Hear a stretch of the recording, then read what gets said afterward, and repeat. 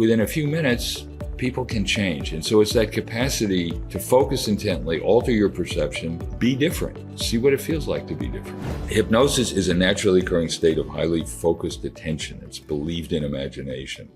It's a state that we have for a reason, that it allows us to concentrate intently, to put inside conscious awareness things that matter and put outside of conscious awareness things you don't want to attend to. It also puts you in a state of cognitive flexibility and so the fact that, the football coach will dance like a ballerina is showing you that it's a state where you can let go of your usual views of who you are and what you are, your worry about what people think of you, and act different, try out being different. Now, doing it that way is something that does not appeal to me at all, but helping my patients see themselves, experience things from a different point of view, is a tremendous therapeutic tool. I had a woman yesterday with terrible lower back pain, that had not responded to other kinds of interventions. And she was very worried about a past diagnosis of cancer. And her pain was 6 out of 10. I just tested her hypnotizability and the pain went down to 2 out of 10. And then we practiced using it to imagine herself being in a warm bath, filter the hurt out of the pain. It was 0 at the end. So within a few minutes, people can change. And so it's that capacity to focus intently, alter your perception, and be different. See what it feels like to be different. Yeah. I mean, it's interesting. It takes a long time often for medical discoveries to become implemented in healthcare. And this is not exactly new. Franz Mesmer, who was from the 1700s, kind of developed this concept of animal magnetism. And that was later sort of termed hypnotism, right? It was a term by James Braid, who was a Scottish doctor in the 1800s. So this is not new, but tell us about sort of the evolution of this in medicine. And again, it's it sounds kind of weird and kind of goofy and a little bit there with seances and, speaking to the dead, but it really is a validated medical procedure that has profound effects. Well, you know the history. It's the oldest Western conception of a psychotherapy. It's the first time that a talking interaction was thought to have therapeutic benefit. There was a Scottish surgeon named, Mesmer himself, when he was demonstrating that people could go into these altered mental states, and many of them seem to get better. And mesmerized. Mesmerized. That's where we get the term. That's exactly right. As soon as he started getting popular in Vienna, he left his wife and family there and moved to Paris, where he became the sort of go-to upper-class physician. And what people observed about most French doctors' offices at the time were grim. They were bare. You got bad news from the doctor. Voltaire wrote to his brother, "We did everything we could to save father's life. We even sent the doctors away." The major treatment in France, you remember what the major treatment in 18th century France was? It was bloodletting. And so unless you happen to have polycythemia vera or congestive heart failure, you were more likely to be killed than helped by going to a doctor. And Mesmer's office, by contrast, was cheerful. There were other patients around. They would cheer one another on. This sense that you were entering a state of change that could help you feel better made patients feel better. And he kept them away from the bloodletting too. He therefore aroused the enmity of the traditional French physicians against whom he was competing quite successfully. So they convinced King Louis to form a commission to investigate him. And the commission included our own Benjamin Franklin, who was having a very good time in Paris. Oh, that's right. He was the ambassador to France, right? Right. The brilliant chemist Lavoisier, who not only discovered the principles of oxygen chemistry, but a few months before he was killed in the French Revolution, he was beheaded, this brilliant chemist. He also came up with the notion of the gross national product. So he sort of founded a key element of economics. Another person who was on the committee was Dr. Guillotin. Now, the name may sound familiar. Marie Antoinette, right? Boom. The inventor of the guillotine. Right. And so he kind of created the mind-body problem, you might say. And that committee concluded that hypnosis, the separation between mind and body. Yeah, you got it. The committee concluded that hypnosis was nothing but heated imagination. And actually, that's not bad. That's kind of what it is in a way. But that was the end of Mesmer's career. But nonetheless, others picked up and took after him and started using it. There was a brilliant Scottish surgeon named Esdale who was using hypnosis for general anesthesia during surgery. He went to India. They were doing these horrible amputations. He would get people hypnotized, and he reported 80% surgical anesthesia with hypnosis. And that's before they were using any anesthesia, right? Yeah, that's right. Well, 4 burly people would hold you down and they'd get you drunk. And, it was horrible. Just think about that. So about 10 years later at Mass General in what we now call the Ether Dome, they demonstrated ether anesthesia for the first time. And a surgeon strode to the front of the amphitheater and announced to the observers, "Gentlemen, this is no humbug," to distinguish what they were doing with ether from what Esdale had done with animal magnetism, with hypnosis. And, it's taken us a couple hundred years to discover that the mind and the brain have something to do with pain control. But you know what? Poor Esdale actually withdrew his paper because he said, they're getting 90% surgical anesthesia. I'm only getting 80%. I quit, So time and again, we have this prejudice in medicine, and you know it as well as any physician, Mark, that the real treatments are incision, ingestion, or injection. That actually the brain, this 3-pound organ that is connected to every part of the body and runs the machine, has nothing much to do with physical problems. And that's just like what you've been doing in the way we eat and the things we put in our body. It's nonsense, right? So it's a shame that we have, and the thing about the brain is it is a very powerful thing, but it doesn't come with a user's manual, And so there are a lot of things our brains can do that we haven't yet figured out how to use.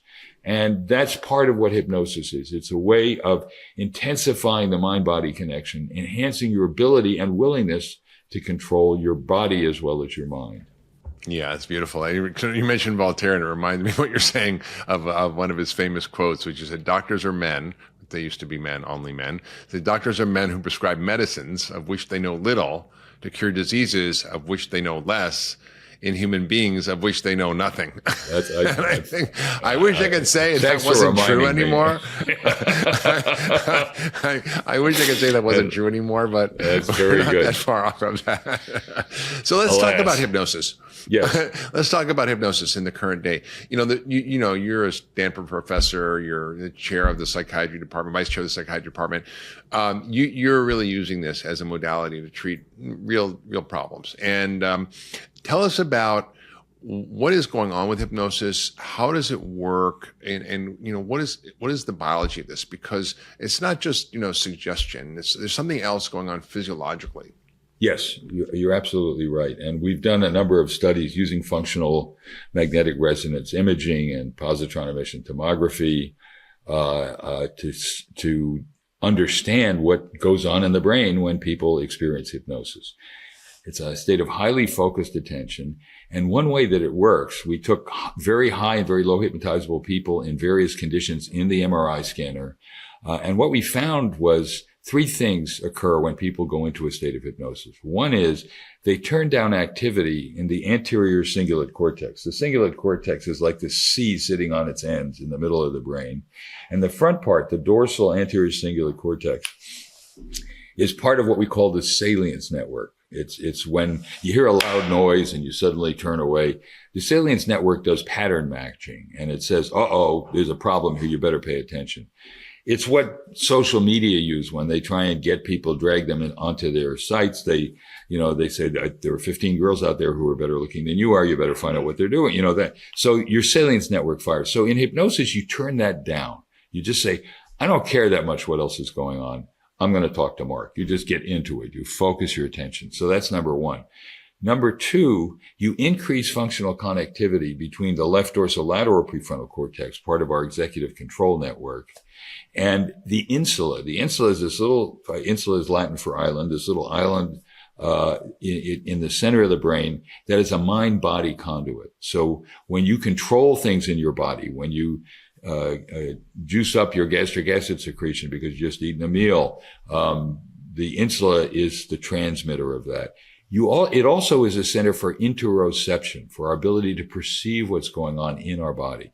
So you're intensifying your connection between brain and body. And the third thing that happens is you have reversed functional connectivity between the dorsolateral prefrontal cortex and the back part of the cingulate cortex, which is, we call it part of the default mode network. And that's a part of the brain that gets active when you're not doing much else, when you're not carrying out some plan or working or something. It's the part where you reflect on yourself. Who am I? What am I? What do people think of me? And so what you do is you are in a place where as you're doing something, you can disconnect from your reflections about who you have been and who you are and who you ought to be. And that's what psychedelics do, is they kind of affect the default mode network. Right? Exactly. That they particularly affect the default mode. You kind of get over yourself. You try out being different. And that's what happens in meditation too, is that experienced meditators turn down activity in the default mode network. So the cool thing about it is, Mark, is that you can try. So, I mean, you don't have to take LSD or mushrooms. You can actually just do hypnosis and have the same benefit. There you go. Well, some of there is overlap. I mean, you don't have wild hallucinations, and you don't sort of float away and do things you hadn't thought about for hours at a time. But yes, in some ways it's a microdose of psychedelics in a sense. Not that you're seeing colors and images, but that you can alter your relationship with your body, alter the way you think, and try it out. We used to think you have to do a lengthy process of self-exploration to understand why you're doing what you're doing and do it differently, and that sometimes helps. But you don't have to do that. You can just try out. Psychoanalysis couch 5 days a week for 30 years, like Woody Allen. He used to say that it took that long because he never gave his analyst any accurate information about himself.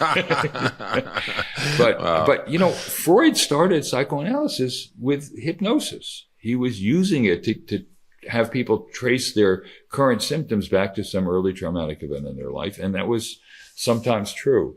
So but the idea is, rather than understand it first and then change, it's change and then understand it. So you can sort of short circuit that by saying, what would it feel like if I were different? And people can have that experience intensely and start to change very quickly. It's amazing. Sort of listening to you talk sort of reminds me of that trope in medicine where you say, a neurologist paid no attention to the mind and psychiatrists paid no attention to the brain. And hearing you talk about the default mode network and the cingulate cortex, I'm like, wait a minute, this is a psychiatrist talking about the brain. What do you know?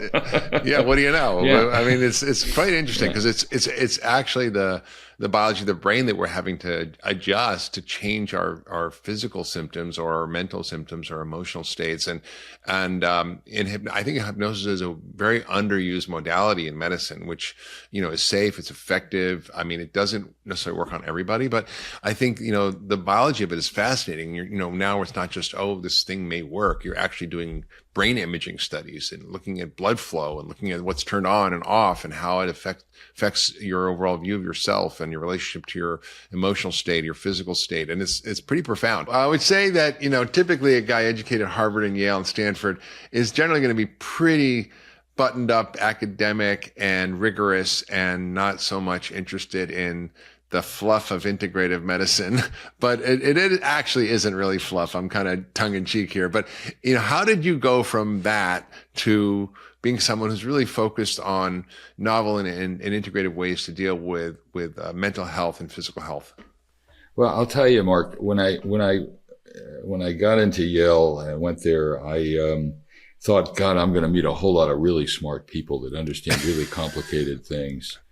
And what I discovered was that smart people make complicated things simple, that they understand them. And so the issue, I felt that I had an opportunity that I needed to honor, and that was to see if I could contribute in a way to healthcare that was different from what my colleagues were doing. And what I discovered was that I was one of the few people who was really interested in what was going on above the neck in my surgery and medicine rotations. And the surgeons were cool. They just said, Spiegel, if you can fix it, go ahead. I had a guy who was afraid to go into surgery, and they wanted to settle him down enough to do it. And I could do that. And it started for me with a patient, Mark, when I was a pediatric a medical student at Children's Hospital in Boston. And I'm walking down the hall, and the nurse says, your patient's in room 342. She's in status asthmaticus. And I'm following the sound of the wheezing down the hall, and I walk into the room, and there's this pretty 15-year-old redhead, bolt upright in bed, knuckles white, struggling for breath. Her mother's standing there crying. There's a nurse in the room. She'd been twice unresponsive to subcutaneous epinephrine. They were thinking about giving her general anesthesia and starting her on steroids, and I didn't know what the hell to do. But I had just taken a hypnosis course at Mass General. And so I thought, well, I said to her, you want to learn a breathing exercise? And she nods. And I said, I got her hypnotized. And then I realized, I haven't gotten asthma in the course yet. What do I do? So I came up with something very subtle, very clever. I said, each breath you take will be a little deeper and a little easier. And within 5 minutes, she's lying back in bed. She's not wheezing anymore. Her mother stopped crying. The nurse ran out of the room. I'm astounded. And just to be able to witness something working that well, that fast, caught my attention. So my intern comes looking for me, and he says, Spiegel, what'd you do? And I said, well, I taught her a hypnosis exercise. And he said, well, you're going to have to stop doing that. I thought he was going to pat me on the back or something. He said, I said, why? He said, well, it's dangerous. I said, well, you're going to give her general anesthesia. More dangerous than general anesthesia. Exactly. Right. And you say this is dangerous? I don't think so. Well, you have to stop doing it. You can't follow her. I said, I live in Boston. I'll follow her as long as I need to. So he said, well, the nurse filed a complaint with the nursing supervisor that you violated Massachusetts law by hypnotizing a minor without parental consent. Oh now, my God. Massachusetts has a lot of weird laws. That's not on the list. So I just said, well, look. God forbid you would have fed him a vegetable, and that would have been against the law too, without consent. You fed him a vegetable without consent. Exactly. So I just said, well, you know what? Take me off the case if you want, but as long as she's my patient, I'm not telling her anything I know is not true. So he stops off, and over the weekend, the intern, the chief resident, the attending are having this council of war. And on Monday, they came back with a radical idea. They said, let's ask the patient. I don't think they'd ever done that before. What a concept. And she said, I like this. I want to keep doing it. Now, she'd been hospitalized every month for 3 months in status asthmaticus. She did have one subsequent hospitalization, but went on to study to be a respiratory therapist. And I thought that anything that could help a patient that much, that fast, frustrate the head nurse, violate a non-existent law in Massachusetts had to be worth looking into. So I've been doing it. She was the first of about 7,000 people I've used hypnosis with. And I've been studying how it works, what goes on in the brain, doing randomized clinical trials. And now I'm trying to spread it so that anybody that wants it can have it. I mean, most people think of hypnosis as like a carnival trick, right? You get some people on stage, you hypnotize them, you get them to do all this crazy stuff. I actually was one of those people. I actually got on stage with a hypnotist and did that. Did you once. Really? What happened? I don't think it worked on me. I don't know if I'm hypnotizable, or I was too resistant, or I wanted to be hypnotized. It just, I don't know if it didn't work on me, but I did see other people do all this stuff. I'm like, wow, that's very impressive. Well, it drives me wild because it's just, it's a misuse of the phenomenon, and it sort of caricatures it and makes people think that it makes you do foolish things and that it's just a parlor trick. But it isn't. And one of the things that I'm sure that guy did, and they all do, is they get a bunch of people on and off the stage till they collect the few who are extremely hypnotizable, and they're the ones that they do, all the other stuff with. I kind of wonder around the hypnosis in the application of it. Where are you seeing this be most effective? And also, when you apply it, is it universally effective, or just some people are super susceptible to hypnosis and others aren't? Is there a reason for that? Like, how do we, because it sounds great, right? So, but I find myself having, trouble with that. I don't think I'm easily hypnotizable. Well, maybe I am. I don't know. That may be. Hypnotizability is a very stable trait in adult life. So we did a study at Stanford years ago where they blindly retested a bunch of Stanford students who had been hypnotized and had their hypnotizability measured in Psych 1. And 25 years later, the retest reliability was 0.6. Now, that's amazing. IQ is just a little bit more stable than that over a 25-year interval. The deal is this, that most children are very hypnotizable. In fact, most children are in trances most of the time. Work and play are all the same thing. You call your 8-year-old in for dinner. He doesn't hear you. He's doing what he's doing. Imagination and their reality is sort of all the same thing. It's wonderful. I think we've evolved to have that kind of consciousness because when you're a kid, you've got this big brain and it's relatively empty. You haven't had much experience. You haven't learned that much. And you want to be in a mode where you're just soaking up new learning and new information. And that's what children do. It's a shame we try to make them into little adults before their time because they learn much better that way. So some of us in adolescence, Mark, as we go from childhood to adulthood, some of us lose some of that ability because we come to value reason and understanding more than experience. And so some people are kind of learn to be rational first and experiential second.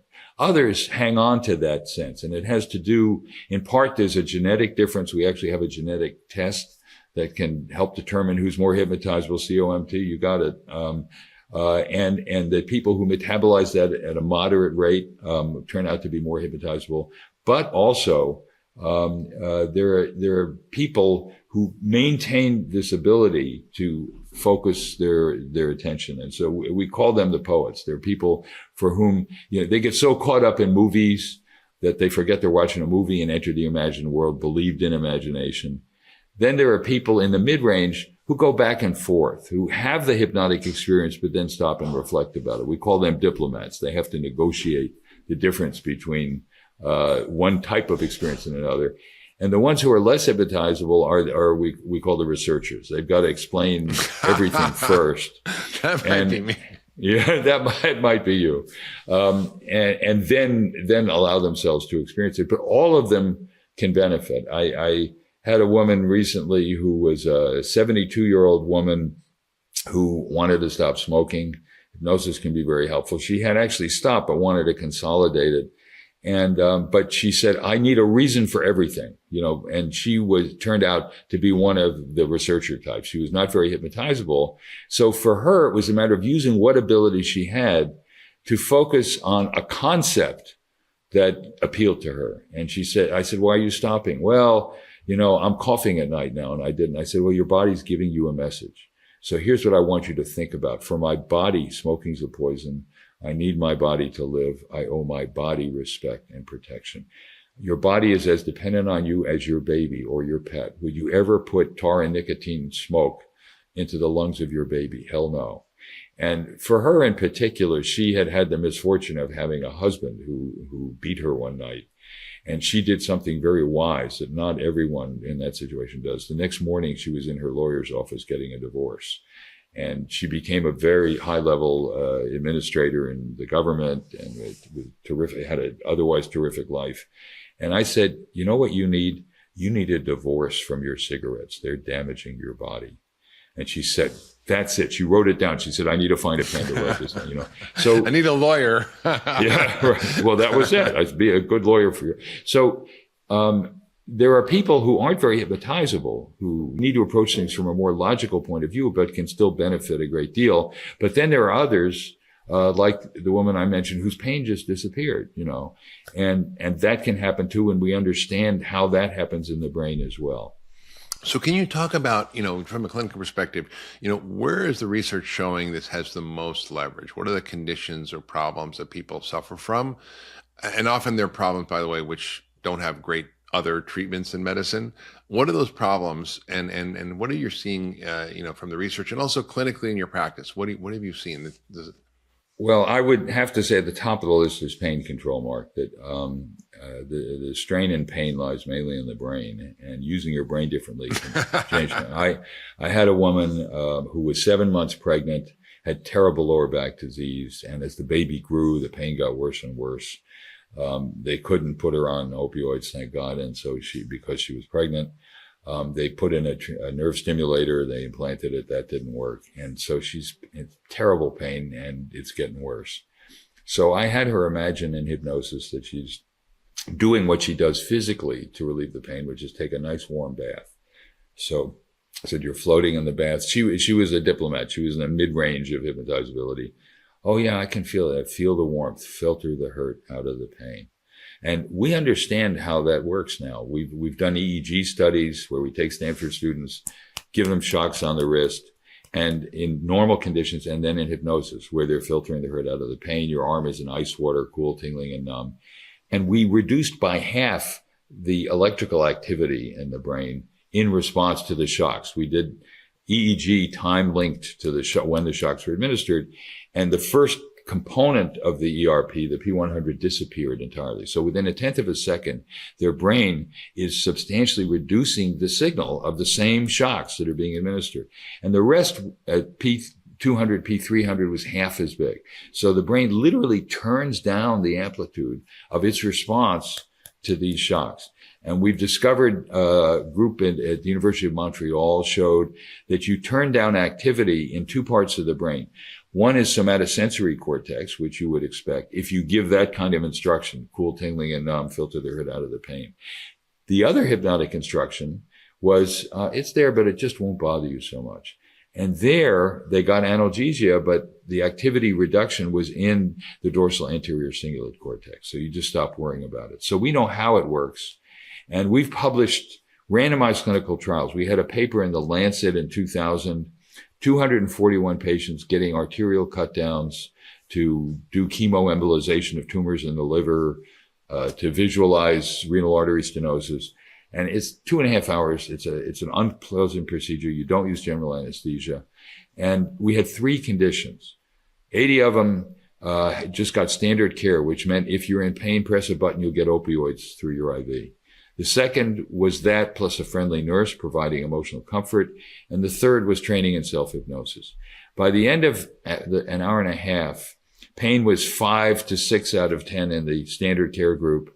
It was 3 out of 10 in the nursing group, and it was 1 out of 10 in the hypnosis condition. Their anxiety was 5 out of 10 in standard care, 3 out of 10 with a comforting nurse, and 0 in the hypnosis group. I thought they'd all died or something. They were just so mellow. They were using half as much opioids, half as much, and getting better pain control. And they got done 17 minutes quicker. Now, Mark. Which matters in surgery because it's, you never want to do it too long. Yeah, exactly right. And it also meant, you know why it happened faster? The surgical team felt better too, because they had a patient who wasn't suffering, who was mellow and just feeling comfortable. So, if I published a paper like that with a randomized clinical trial, 3-arm, carefully controlled, demonstrating that you could cut opioids in half and reduce pain, and what I was doing was a medication, another med. You'd be a billionaire. Everybody in the country would be using it, right? But no. Right. And because they just can't believe that that's what's going on. However, here's the thing, Mark. Last year, there were 75,000 opioid overdose deaths in the United States. It's been hundreds of thousands of Americans have died, and they're not suicides. Because opioids have, our neurons have 2 receptors for opioids. One controls pain and pleasure, and it's what makes it effective as an analgesic for some time. And the other controls respiration. And you habituate to the first one, but not the second one. So that means people think I can take more. It suppresses, they just go to sleep and they don't wake up. The brilliant musician Prince, fabulous guitarist and singer, he had injuries from the stunts he'd done on the stage. He had opioids in his body and he just went to sleep and didn't wake up. And now there are these hyper-potent opioids, fentanyl, remifentanil, that are just killing kids. They killed the other day in New York, a 1-year-old in a daycare center somehow got into something that was contaminated with fentanyl and died. This is horrifying. And so people say, well, hypnosis is weird. I saw a stage show. But opioids, And opioids they're good at short-term analgesics. They will reduce pain short-term, but they become less and less effective, and they actually get you hooked because you get hypersensitivity to pain. So over time, it gets harder to get off them because you're super sensitive to pain experience when you've been on opioids. So they're a lousy drug to use long-term. And yet, we know the story with Purdue Pharma and these other companies that have made billions of dollars trying to make opioids seem cool for upper middle class people, and they're killing people. And it's just horrible. So the contrast between what we can do with hypnosis, where the worst thing that happens is it doesn't work. Okay, do something else. We have in Reverie now, we have people getting 60% reductions in their pain in the first 10 minutes of using it. So, why not try it? Why not teach people to help themselves deal with their pain? So pain is a huge, huge factor, right? Is that you can treat with hypnosis. What are the other things? There's depression, anxiety, sleep. It's very effective for insomnia. And we do it from the body up, Mark. We just say to people, imagine you're floating in a bath, a lake, a hot tub, or floating in space. And picture, if you're worrying about something, picture it on an imaginary screen, but keep your body out of it. So you might picture on the screen some place you like to be, swimming in a mountain lake or lying on the beach in the sun or something. Or if you have something you're preoccupied with, just put it out there as if you're watching your own movie. Don't let it stir up tension in your body. And people find that it's tremendously effective. I used to worry. We built Reverie to be interactive so that I ask you from point to point, how are you doing? Is your arm floating in the air? Are you feeling comfortable? And if they say yes, we go on to the next thing. If not, I reinforce what they need to do to get to that level. And I used to worry that it still wasn't as good as being in the office with me. And then it occurred to me that if people are waking up at 3 a.m. and need help going back to sleep, hopefully I'm not in their bedroom with them. But psychiatrists usually don't have a call. No, that's right. But I'm there on the phone, and anytime you can use it. So it's very helpful for insomnia. Stress management too. And the way we deal with that is we have people get their body floating and comfortable, and first deal with the somatic reaction to the stress, rather than trying to solve the stress problem right away. And then once you've done that, you've already started to manage the stress by managing the way it affects your body. So you don't feel the muscle tension, the increase in heart rate, the sweating. And that's already a part of a victory over the effect of the stress. We've learned using functional imaging that there are actually more, in people who are more hypnotizable, there are more GABA receptors in the anterior cingulate. GABA, gamma-aminobutyric acid, is an inhibitory neurotransmitter that is stimulated by anti-anxiety drugs. Yeah, like Valium is what it does, basically. That's right. Valium does that. But the problem with it, like opioids, it's good acutely, but it's addictive. It's not good for your cognition. And over time, the effect wears off. You get dependent on it, and you get accustomed to levels that you can't safely take anymore. And so in the same way, people who are hypnotizable can be their own little pharmacists. They have more of the inhibitory neurotransmitters in the anterior cingulate, and they can mobilize them and use them to literally reduce stress and their reaction to stress. So it's very helpful for getting people into into what athletes call the zone, where you're just there, you know what you're doing, you feel it, you're alert and aroused, but calm. And hypnosis is very helpful with that. It's interesting as you're talking, it makes me think about, one of the things we use in our practice, particularly Cleveland Clinic, in my practice is the ACE questionnaire, the Adverse Childhood Events, which really is about, childhood stress and trauma that actually causes or contributes to many significant illnesses that are not mental, like autoimmune disease or cancer or diabetes or obesity, right? So it seems to me that hypnosis may be a tool to help people deal with a lot of these, not just sort of emotional, psychological issues like insomnia or anxiety or depression or pain, which is obviously a physical thing. But how do you imagine it working, to treat not just those psychiatric issues, but also inflammatory immune issues and other medical problems, which, and you could argue 95% plus are either caused by or exacerbated by stress. Well, you're absolutely right. And people who have histories of childhood physical and or sexual abuse are at least twice as likely to show up in an emergency room as adults, and it does all kinds of things to, because your body, as you relive these events or as something even minor that stresses you, it triggers the associative network of what it means to be beaten or yelled at, or sexually assaulted. So your body is in this fight or flight mode, and you have high levels of cortisol, high levels of epinephrine and norepinephrine, and it can trigger inflammatory responses, impair your body's ability to cope with stimulants that could cause inflammation. To give you an example of how it can work, I had a woman who was chronically depressed. She grew up in a country that is famous for its mistreatment of women. She said, as a teenager, I realized that my body wasn't my own. Men could say anything they wanted to me on the street. And she then told me that at the age of 12, she was raped by their landlord. And her parents were afraid to do anything because they were afraid they'd be thrown out of the building. And so she got to the United States. She became a healthcare professional. She did all right, but she was chronically depressed. She retired early and she came to see me. And I said, you know what? Let's use hypnosis. She was quite hypnotizable. I said, I want to go back to that time when you were raped by the landlord. And she starts to cry. And I said, I want you to be your own mother. I want you to picture yourself as a 12-year-old girl. And I want you to look at yourself then and answer this question. Was this your fault? Did you deserve this? Did you do something that you can blame yourself for? And she cried harder and she said, I'm stroking her hair. I'm stroking her hair.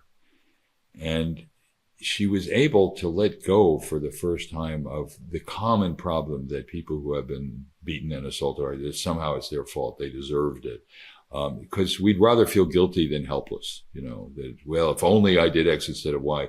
It's why women stay for years with abusive husbands thinking if I just make dinner right and don't raise my voice, he won't beat me again, that kind of thing.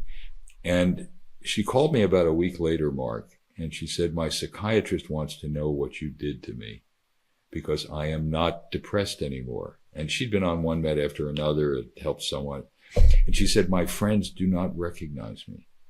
And so she was able to try out being different and let go of this lifelong belief that somehow she was responsible for what that bastard had done to her. And I just got an email from her a couple days ago, 6 months later, saying, I just thank God for the doctor who referred me to you. And I'm just a different person. I feel better. So yes, you're absolutely right. You can use this state to help people reapproach and deal with these sometimes lifelong problems that have sort of set the tone for their mind-body relationship and change it. Yeah, I think that's really important to understand. And I also think that, this is a tool that, has been used clinically by people like yourself in academic centers or in clinical practice. But it hasn't really kind of widely gotten out there that people can do this to themselves, or self-hypnosis. So I'd love you to sort of distinguish between the effectiveness of clinical hypnosis versus self-hypnosis. Then I want to talk about your app, Reverie, because I think it's a really important story for people. So how do we sort of begin to sort of think differently about those two approaches? I mean, about 4 years ago, Mark, I was speaking at a mind-body summit that happened once a year out here in the Bay Area. And I met Ariel Poehler, who's a serial entrepreneur, went to MIT and Stanford Business School. And he came up after my talk and he was very interested in what I was saying about hypnosis and how it could work. And I said, do you think, it was when Alexa had just come out. And I said, do you think we could use that to talk to people? Because I said, all hypnosis is really self-hypnosis. And so I said, Alexa, will you help me? And so he said, well, Amazon is making it very easy to build programs on it because they want more use of it. So let's see what we can do. So he helped me record the first app. It was for smoking control, and just to see if it would work. And we did a study on it. We got some lovely people to fund a study, and we got 19% of the people who just used the app to stop smoking. Well, we get about 23 to 25% face to face. It wasn't all that different. And we found that of the people who didn't quit, they reduced their average daily intake of cigarettes by half. And I thought, hell, this thing is working just about as well as when people come to see me. It's a lot less expensive. It's accessible to so many more people. And I decided, I've tried being a Boy Scout my entire career, do the research, publish the randomized clinical trials and all this stuff. And it hasn't moved the needle at all. So I just thought, I'm going what in the business world. It's in your own echo chamber, right? It's really exactly. True. It's like so much of medicine, it's like, it's all happening in an echo chamber. So I'm going D2C. I'm going direct to consumers because, people were worried would horrible things happen if people were hypnotized. 100 years ago when the automobile was invented, there were states passing laws against windshield wipers. You know why? Because the old hypnotic induction was a dangling watch. And they thought that if drivers are watching the windshield, but you don't watch the windshield wipers, you look, so that doesn't happen. So people were scared of it. But I'll tell you what, the number of problems that have come up with hundreds of thousands of people signing up on the app is like this many, and none of them were serious, and we took care of all of them. So I was reassured because I know that hypnosis is a benign, helpful state that people who are hypnotized will go into all the time. People who get caught up in movies, who get lost and absorbed in a sunset, who are so busy working they miss lunch. They're in hypnotic states all the time anyway. So why not teach people to identify and use it?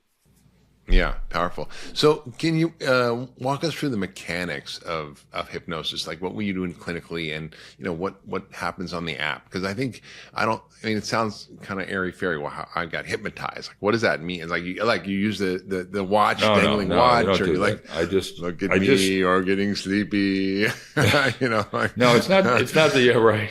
Nice try, Mark, but it's not. I teach people to get comfortable. On one, do one thing, look up. On two, do two things, slowly close your eyes and take a deep breath. Three, do three things, breath out, eyes relax, let your body float. And then let one hand or the other float up in the air like a balloon. And people are amazed.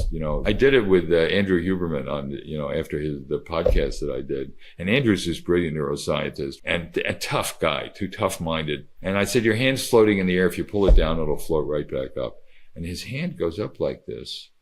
And he looks at it like, what is going on here? And that element of surprise is part of the power of hypnosis, that you can change the way you relate to your body and the way your body relates to you, and you can see it. So I teach people to do that. Now you understand what it feels like to be in a state of hypnosis. Let's now, if you have pain, imagine you're floating in a bath, the lake, a hot tub, or floating in space. Filter the hurt out of the pain. If you want to go to sleep, project your thoughts and feelings onto an imaginary screen. Keep your body floating. If you want to stop smoking, focus on, for my body, smoking is a poison. I need my body to live. I owe my body respect and protection. So I have people practice this on their own. For that, fears like fear of flying, you can imagine it floating with the plane and thinking of the plane as an extension of your body. And so people do it for themselves. And anytime they want to, they can just turn on the app and get into the part of the program that helps them with the problem they've got. Incredible.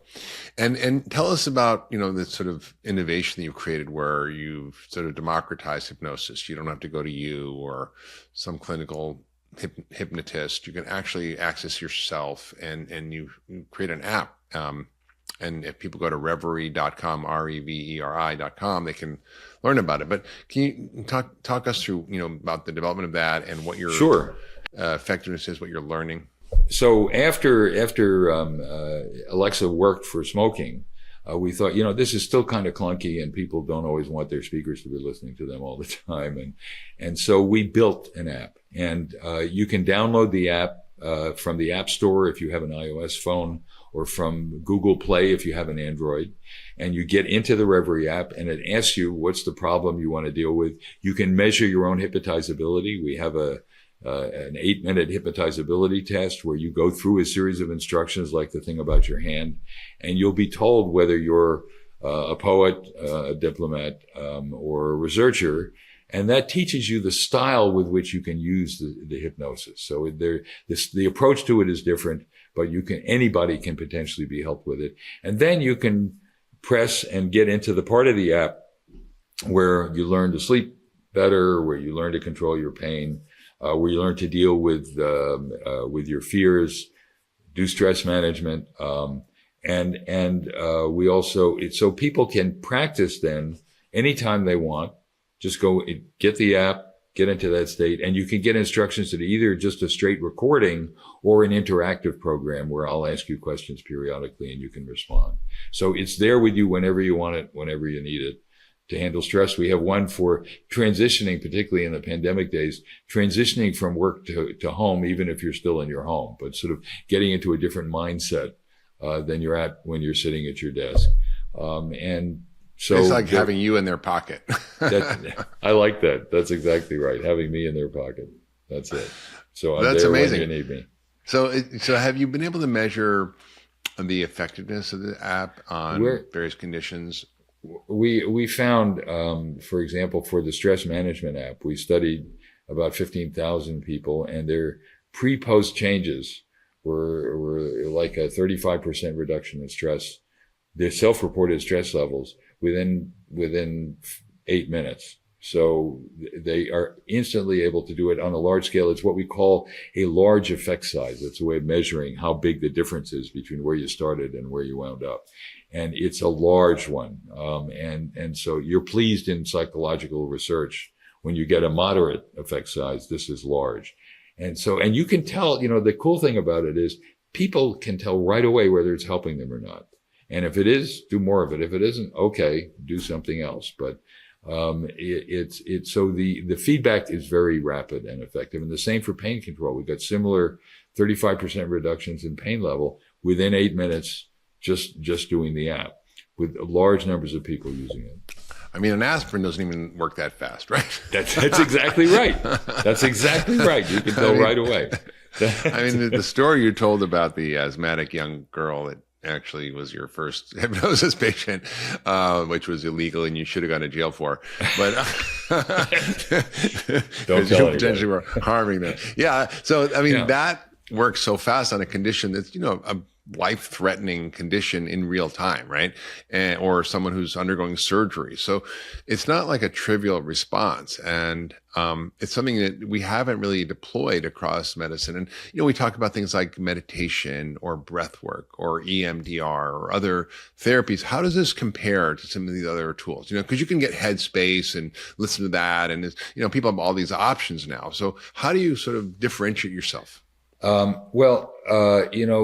of all, we conceptualize stress as a kind of snowball effect that, you start to worry about something and then you notice your body's tensing up, you're starting to sweat, your muscles get tight, heart rate goes up, and then you think, oh my God, this must be really bad because my body is reacting to it. So you get more worried and then your body reacts to that. It's like a snowball. So what you can do very quickly is change the somatic reaction first and then start to deal with the problem. Now, I'm asked all the time about the relationship between hypnosis and meditation. I'm very impressed at the uptake of meditation, and very good websites like Headspace and Calm. People do it. There's mindfulness-based stress reduction, which is a program of, half an hour twice a day that Jon Kabat-Zinn developed. But the difference is this, that meditation is Eastern and hypnosis is Western. With meditation, you're not supposed to do it for a purpose, to solve a problem. You're supposed to, although Jon Kabat-Zinn has a good new book out on meditation for pain control, so he's heading in that direction. But the idea is basically, you're just supposed to be, not do. You're supposed to get over yourself. And experienced meditators do turn down activity in the default mode network, in the posterior cingulate cortex. But you do three things that are related but different. In meditation, you may do a body scan, check out how different parts of your body feel. It's good to just become more aware of it, but not try to change it. You're supposed to experience open presence. So let thoughts and feelings and sensations just flow through you like a storm passing by. And you're supposed to practice compassion. Those are all three good things. But I had a woman who'd meditated like that for 10 years, and she had migraines, and the migraines didn't change.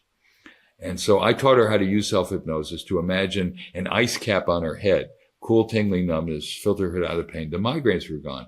And she wrote me and said, "Thank you, Dr. Spiegel, for freeing me to use my intentionality." Because in meditation, you're not supposed to be intentional. You're supposed to be just experiential, let it happen. So hypnosis is Western. You use it to solve a problem. I'm not trying to create a bunch of people going around being hypnotized all the time. I'm trying to teach them to use it to solve a problem. And that's Western. The Eastern approach is just have the experience and see what happens. And there's value to both. And a lot of people are learning to use it. It's helped them. That's great. And it also affects related but different parts of the brain. So hypnosis has this inverse connectivity between the prefrontal cortex, the executive control network, and the posterior cingulate, the default mode network. But it's sort of rapid, and it happens while you're doing it, and it goes back to baseline when you're not. Whereas in meditation, the idea is to chronically turn down activity in the default mode, which can happen. So they're related events, but they're different. And hypnosis has some overlap with meditation, but it's different and it's Western. EMDR, eye movement desensitization and reprogramming, is a technique that's been used a lot to help people with problems like post-traumatic stress disorder. Yeah, trauma. Yeah. The idea is that they get you to move your eyes from one side to the other. It was thought that doing that somehow changes the impact of traumatic experience on you. But what studies have been done that dismantle the sort of general therapeutic practice from the eye movements have shown that the eye movements don't really have anything to do with whatever effect there is. Yeah. Oh, wow. So, and so the main thing it's like what we call exposure-based therapies for PTSD. So bringing on memories of the trauma in very controlled ways and trying to deal with them has therapeutic benefit. So it's like the desensitization, like with spiders, if you're afraid of spiders, right? That's right. Yes. And it's good for phobias. I'll tell you a story. My father had a patient who was the wife of a very wealthy man who had a dog phobia. And having a dog phobia in the middle of Manhattan is not a good idea. Not a good she thing. would try to time her walks for when people wouldn't be walking their dog. So he was having a very fancy dinner party at a hotel.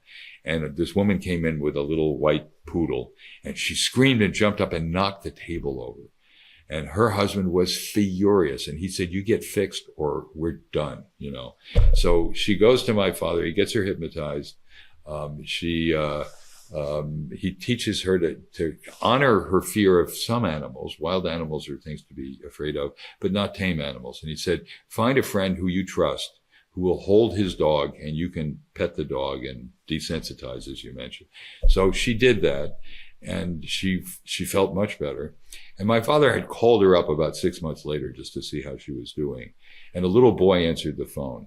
And he said, "Can I speak to your mama, please?" And he said, "Yes, but who's calling, please?" And he said, "Dr. Spiegel." And there was a long pause, and the little boy said, "That's funny. Spiegel's in heat." She named a dog after your dad. That's so funny. So yes, it can work.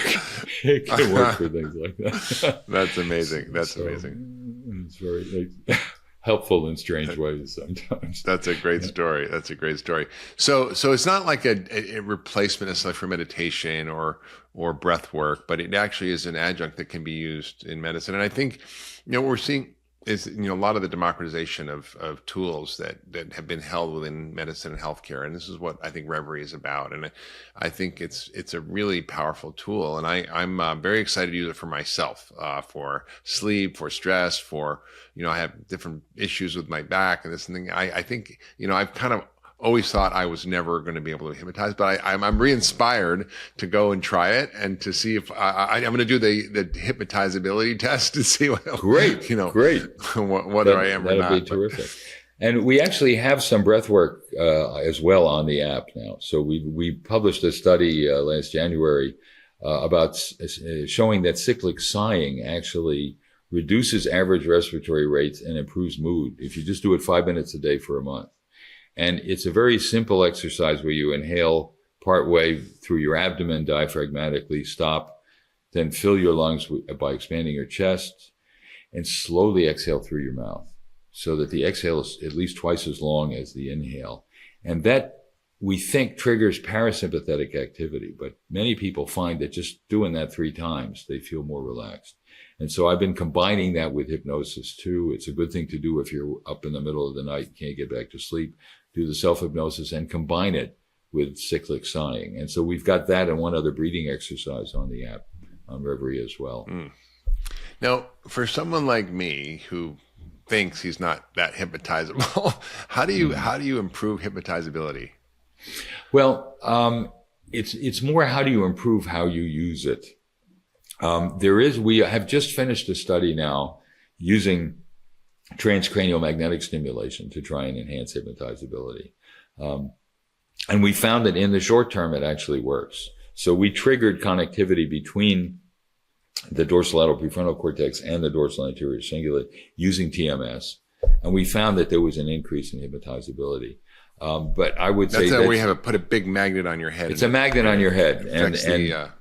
So, we know that there's an inverse relationship between the flow of electrical current and a magnetic field. So that's what an electromagnet is, that the movement of the electrons triggers a magnetic field around that flow. And conversely, imposing a magnetic field will change the electrical flow within specific regions of the brain. It's a remarkable treatment for depression. My colleague Nolan Williams at Stanford has pioneered the use of what we call SAINT. It's a theta burst, very rapid, high intensity TMS. And in just a week, we've had people who have been depressed for years who say, now I feel like, and not I feel better, they say, I feel like my old self again. We're using it now to treat acute suicidal ideation as well. It's a very powerful, important new treatment in psychiatry. But it also can enhance hypnotizability. However, it's not a standard thing you would do. I would say, from our point of view, the best thing to do is to learn to use it better, whatever your degree of hypnotizability is. And again, the worst thing will happen is it won't work, but you can learn to just experience things differently, and combine the therapeutic approach we use, which involves focusing on what you're for, not what you're against, with being in the hypnotic state, and see how well it works. Yeah, it's interesting. Yeah. This all started with the concept of magnetism, and you're using magnets to actually help the brain.